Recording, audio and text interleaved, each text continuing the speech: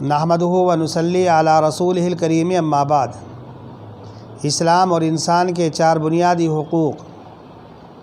بزرگان محترم، اسلام نے انسان کے تقدس، عظمت و فضیلت اور شرافت کا جو خاکہ اور تصور پیش کیا ہے، وہ کسی دوسری تہذیب، دوسرے دین اور مذہب نے پیش نہیں کیا۔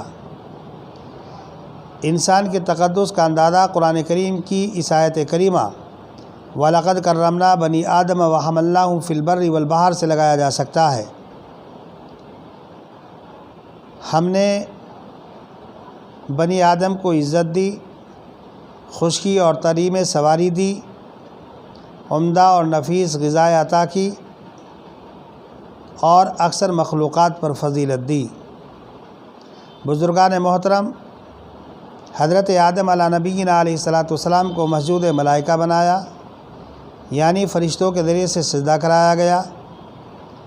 زمین میں اپنا نائب اور خلیفہ بنایا،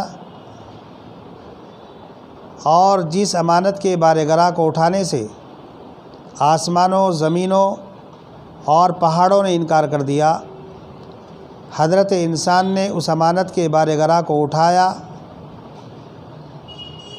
حضرت انسان کی فضیلت اور تقدس کا اندازہ دوسری مخلوقات پر اس آیت کریمہ سے بھی ہوتا ہے، جس میں اللہ تبارک و تعالیٰ فرماتا ہے هُوَ الَّذِي خَلَقَ لَكُم مَّا فِي الْأَرْضِ جَمِيعًا۔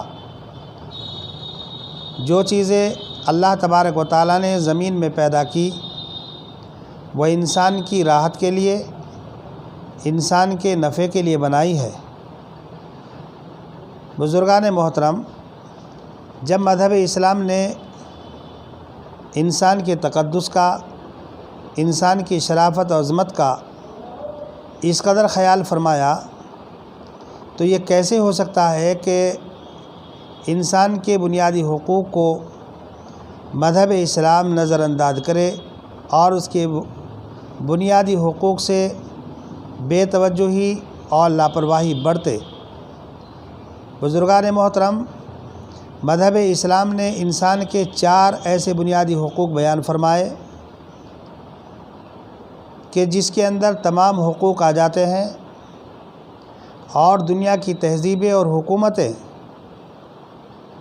حقوق انسانی کی پامالی کے سدباب کے لیے جو قانون بنا رہی ہیں، وضع کر رہی ہیں، اگر ان چار بنیادی حقوقوں کو پیش نظر رکھا جائے تو پھر حقوق انسانی کی پامالی کے سدباب کے لیے کسی دوسرے قوانین کے بنانے کی ضرورت پیش نہیں آئے گی۔ چار بنیادی حقوق میں سے سب سے پہلے جان کا تحفظ ہے۔ بزرگان محترم، دنیا کے اندر سب سے اہم اور سب سے مقدم جان کا تحفظ ہے۔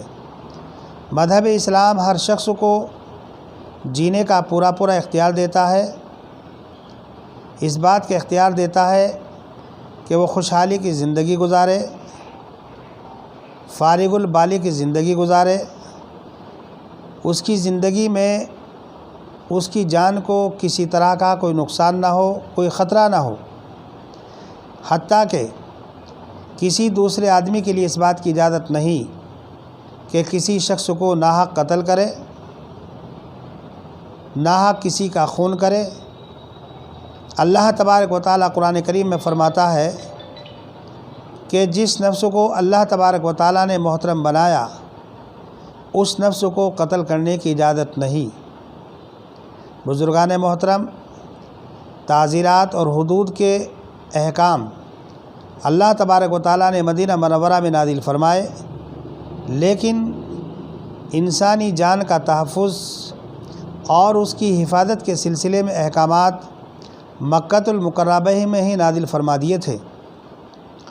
اللہ تبارک و تعالیٰ قرآن کریم میں فرماتا ہے کہ جس نے ایک شخص کو قتل کیا، اس نے تمام انسانوں کو قتل کر دیا،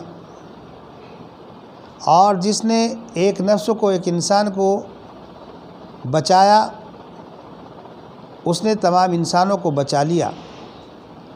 بزرگان محترم، اللہ تبارک و تعالیٰ اپنے نیک بندوں کی صفات بیان کرتے ہوئے فرماتا ہے والذین لا یدعون مع اللہ الہا آخر، اللہ کے نیک بندے وہ ہوتے ہیں جو اللہ کے ساتھ دوسرے معبود کو نہیں پکارتے، اور جن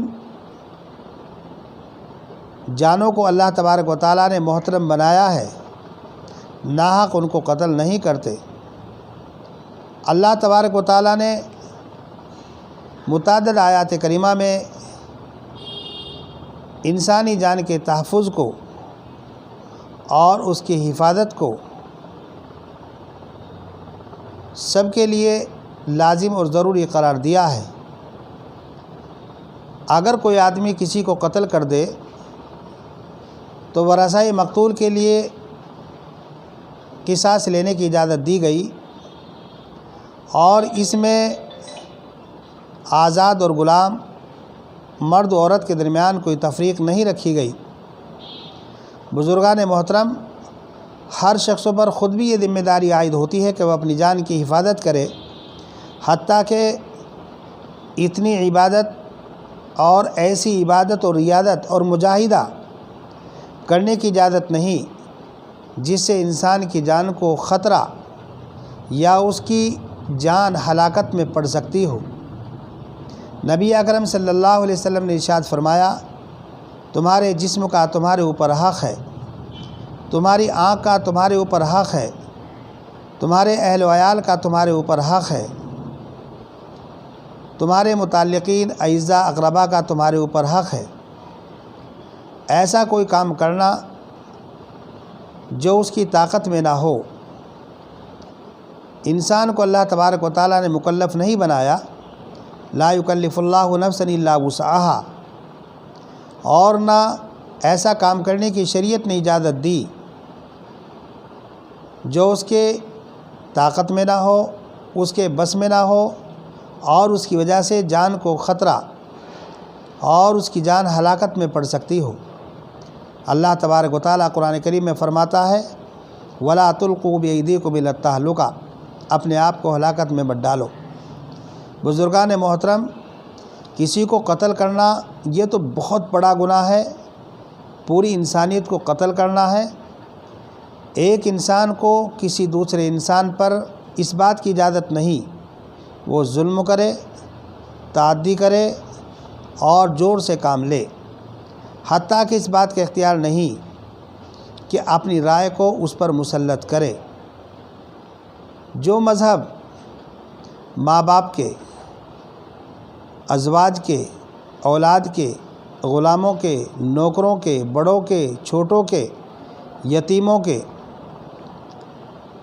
جانوروں کے، پیڑ پودوں کے حقوق کو بیان کرتا ہو، حتیٰ کہ دشمنوں کے حقوق کو بیان کرتا ہو، وہ اس بات کی اجازت کیسے دے سکتا ہے کہ کوئی انسان کسی انسان کو قتل کرے یا کوئی انسان کسی انسان پر ظلم کرے؟ بزرگان محترم، کسی حالت میں اس بات کی اجازت نہیں دے سکتا۔ اور صرف اتنا ہی نہیں، اسلام نے صرف انسانی جان کی حفاظت پر ہی زور نہیں دیا ہے، بلکہ ہر انسان کو اس بات کا اختیار دیا ہے کہ وہ دنیا میں ترقی کرے۔ اللہ تبارک و تعالیٰ نے ترقی کے لیے جو وسائل اور اسباب پیدا کیے ہیں، ان وسائل کو، ان اسباب کو شریعت کے حدود میں رہتے ہوئے استعمال کرے۔ بزرگان محترم، جس طریقے سے ہر انسان پر اپنے جان کا تحفظ ضروری اور لازمی ہے، دوسرے نمبر پر ہے مال کا تحفظ۔ مال کا تحفظ بھی ضروری ہے، مال کی حفاظت بھی ضروری ہے۔ اور مال کی حفاظت کتنی ضروری ہے اس کا اندازہ حدیث پاک کے اس ٹکڑے سے لگایا جا سکتا ہے کہ آپ نے فرمایا کہ اگر کوئی آدمی تمہارے مال پر ڈاکہ ڈالے، زبردستی چھینے، اور وہ اس کی حفاظت میں مارا جائے تو اس کو شہید کا درجہ دیا گیا۔ بزرگان محترم، کسی کے مال پر ڈاکہ ڈالنے کی، چوری کرنے کی، خیانت کرنے کی، دھوکے سے لینے کی فریب سے لینے کی، ناپ تول میں کمی کر کے لینے کی، رشوت کے طریقے پر لینے کی اجازت نہیں۔ اگر کوئی آدمی کسی کا مال چوری کرتا ہے تو اللہ تعالیٰ فرماتا ہے السارق والسارقۃ فاقطعوا ایدیہما، چوری کرنے والا چوری کرنے والی اس کے ہاتھ کاٹ ڈالو۔ اگر کوئی آدمی کسی کے مال کو ناحق طریقے پر لیتا ہے، ناجائز طریقے پر لیتا ہے، تو شریعت نے اس کی مذمت بیان فرمائی۔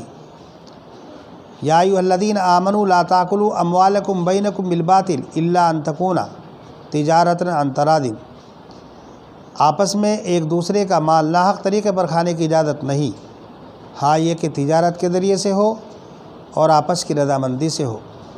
بزرگان محترم، سود کے ذریعے سے کسی کا مال ہڑپ کرنا، کسی غریب آدمی کے سرمایے پر قبضہ کرنا، کسی غریب آدمی کے خون کو چوسنا اور پینا، شریعت اس کی اجازت نہیں دیتی۔ اللہ تبارک و تعالیٰ فرماتا ہے کہ کسی کے مال کو دوگنا چوگنا لے کر مت کھاؤ۔ سود، یہ فرمایا کہ سود کا ایک درہم اپنی ماں سے 70 مرتبہ زنا کرنے سے بھی زیادہ بدتر ہے۔ اگر کوئی آدمی سودی کاروبار کرتا ہے، غریب لوگوں کے سرمایہ پر ڈاکہ ڈالتا ہے، غریب لوگوں کا خون چوستا ہے، تو اللہ اور اس کے رسول کی طرف سے اعلان جنگ ہے۔ اگر کوئی آدمی رشوت کے طریقے پر کسی کے مال کو ہڑپ کرتا ہے، کسی کے مال پر قبضہ کرتا ہے، تو اللہ تبارک و تعالیٰ قرآن کریم میں فرماتا ہے وَلَا تَأْكُلُوا أَمْوَالَكُمْ بَيْنَكُمْ بِالْبَاطِلِ وَتُدْلُوا بِهَا إِلَى الْحُكَّامِ، ایک دوسرے کا مال ناجائز طریقے پر مت کھاؤ اور نہ مال کو حاکموں تک پہنچاؤ۔ اللہ کے رسول صلی اللہ علیہ وسلم نے ارشاد فرمایا الراشی والمرتشی کلاہما فی النار، رشوت دینے والا رشوت لینے والا دونوں جہنم میں ہیں۔ بزرگان محترم، خیانت اس کی اجازت نہیں، اور خیانت منافق کی علامتوں میں سے ایک علامت قرار دی گئی۔ غلول خیانت کی ایک قسم ہے جو مال مشترک ہوتا ہے، جس میں بہت سارے لوگوں کا حصہ ہوتا ہے۔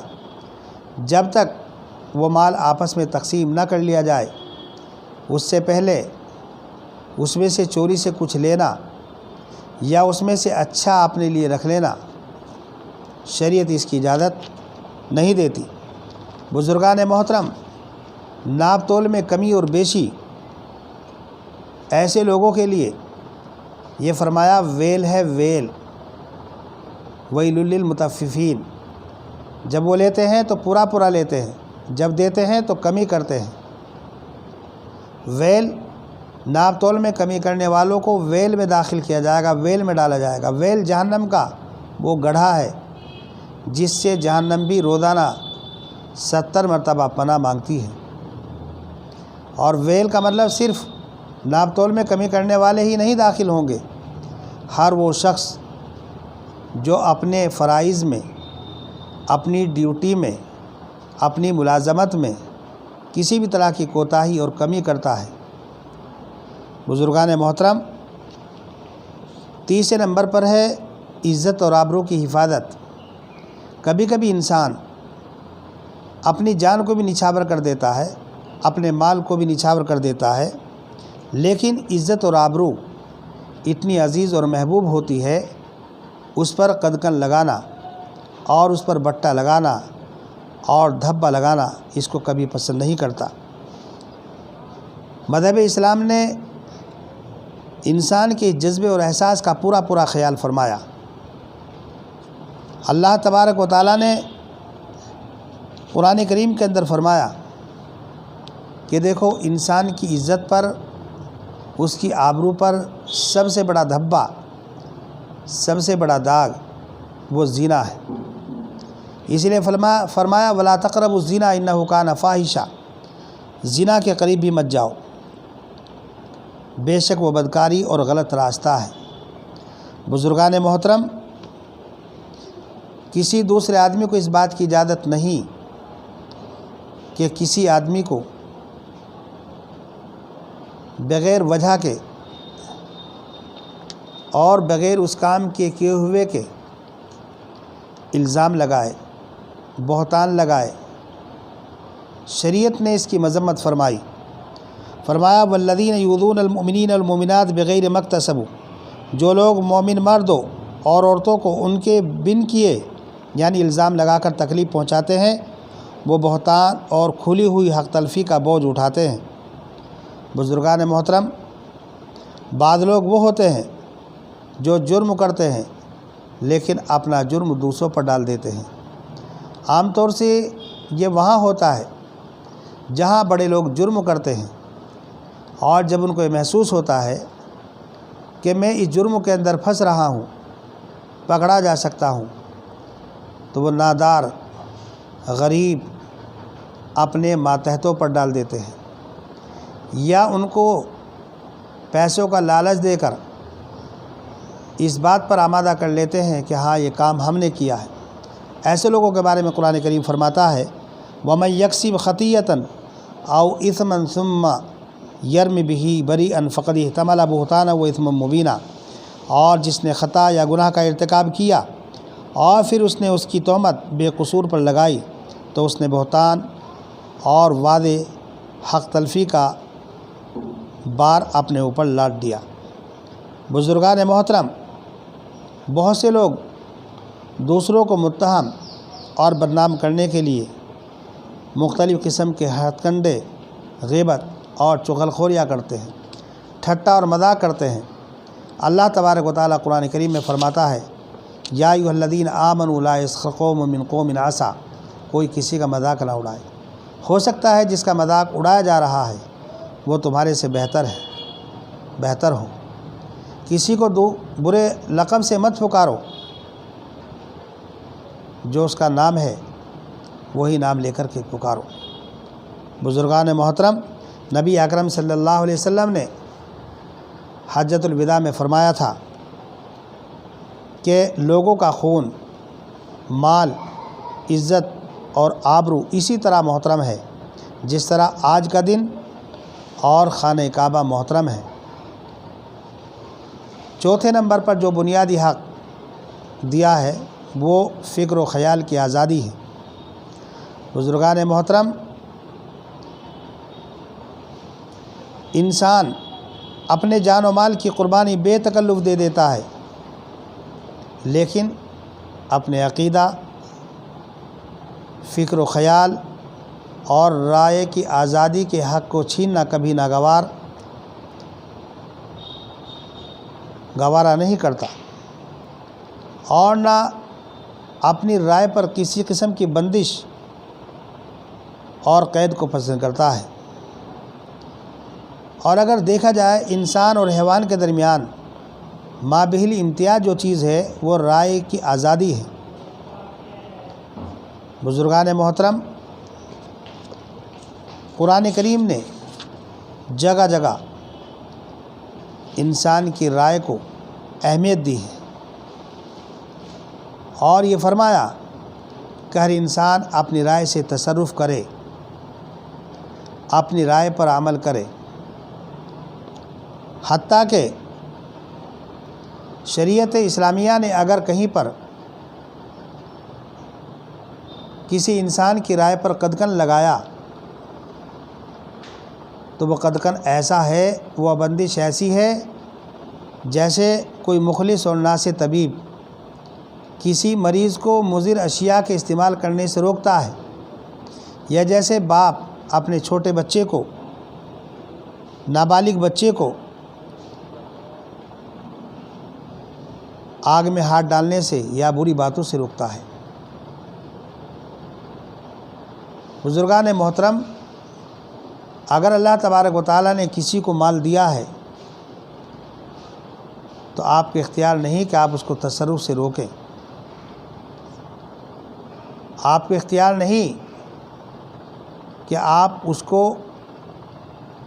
اس کے مال خرچ کرنے پر پابندی لگائیں۔ ہاں، کوئی پاگل ہو، بے وقوف ہو، خیر و شر میں تمیز نہ رکھتا ہو، حق و باطل میں تمیز نہ ہو، بے وقوف ہو،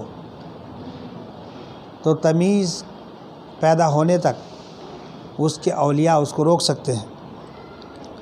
بزرگان محترم، مذہب اسلام بار بار انسان کو یہ حکم دیتا ہے وہ تدبر کرے، تفکر کرے، غور و فکر کرے۔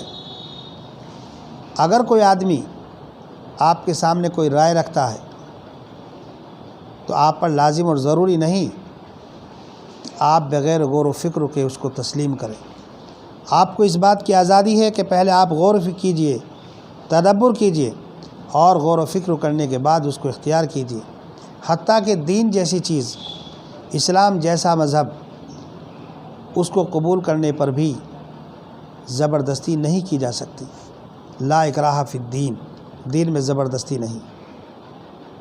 تو عام چیزوں میں زبردستی کی اجازت کیسے دی جا سکتی ہے؟ کسی کی رائے پر قدغن اور بندش کیسے لگایا جا سکتا ہے؟ ہرگز ہرگز نہیں۔ اسی لیے کہ رائے ہی تو وہ چیز ہے جس کے ذریعے سے انسان سزا اور جزا کا حقدار ہوتا ہے۔ اگر انسان کے پاس رائے نہ ہو،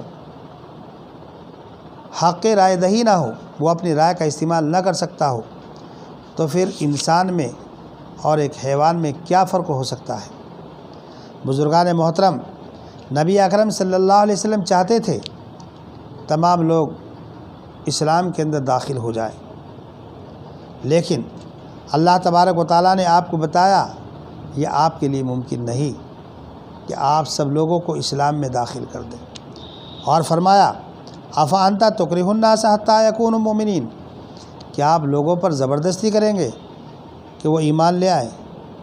بزرگان محترم، اسلام انسان کو سوچنے سمجھنے کی، غور و فکر کرنے کی پوری آزادی دیتا ہے، اور قرآن مجید کا کوئی ورق، کوئی آیت دعوت فکر و نظر سے خالی نہیں، بار بار انسانی ذہن و دماغ کو غور و خوض کی تلقین کرتا ہے، قیاس اور انبساط سے، قیاس و استنباط سے مسلمات و نتائج اخذ کرنے کی تعلیم دیتا ہے، توحید و رسالت اور جزا و سزا جیسے مسلم حقائق کو بھی بربنائے بصیرت تسلیم کرانا چاہتا ہے۔ آسمان و زمین اور ان کے مابین کی چیزوں کی تخلیق، خدا کی قدرت و حکمت کے عام آثار و مظاہر، اور خود اس کے اپنے وجود خلقت کے اندر غور و فکر کی اہمیت بیان کرتا ہے۔ اللہ تبارک و تعالیٰ فرماتا ہے ہم نے آسمان اور زمین کو پیدا کیا، اس کے اندر غور و فکر کرو۔ یہ اتنا بڑا آسمان، اتنی بڑی زمین خود بخود کیسے پیدا ہو گئی؟ اور جو ایک سسٹم اور ایک نظام ہے اس کے اندر غور و فکر کیجیے کہ اتنا بڑا نظام، اتنی بڑی کائنات خود بخود کیسے چل رہی ہے۔ جب ہم اس کائنات کے اندر غور و فکر کریں گے تو اللہ کی معرفت حاصل ہوگی۔ اللہ تبارک و تعالیٰ فرماتا ہے اپنے نفوس کے اندر غور و فکر کیجئے۔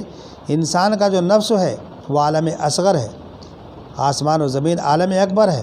جو خصوصیات اللہ تعالیٰ نے عالم اکبر کے اندر رکھی ہیں وہ تمام کی تمام خصوصیات حضرت انسان کے اندر رکھی گئی ہیں۔ اگر انسان اپنے ہی نفسوں کے اندر غور و فکر کرے تو اللہ کو پہچان سکتا ہے، معرفت خداوندی حاصل ہو سکتی ہے۔ وہ جو کہا گیا ہے کہ تھوڑی دیر کا غور و فکر کرنا دنیا و ما فیہا سے بہتر ہے، یہ وہی غور و فکر ہے۔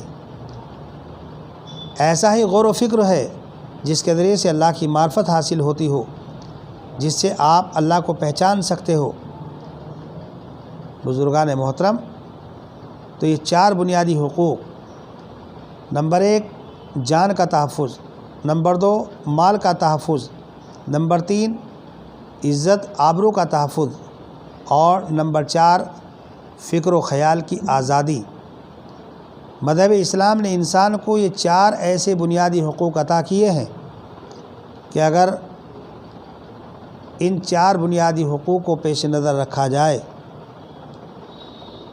تو مزید کسی دوسرے حق کو بیان کرنے کی ضرورت پیش نہیں آئے گی، اور حقوق انسانی کی پامالی کے سد باب کو روکنے کے لیے جو موجودہ تہذیبیں، موجودہ حکومتوں نے قوانین بنا رکھے ہیں، شاید ان قوانین کی بھی ضرورت پیش نہ آئے۔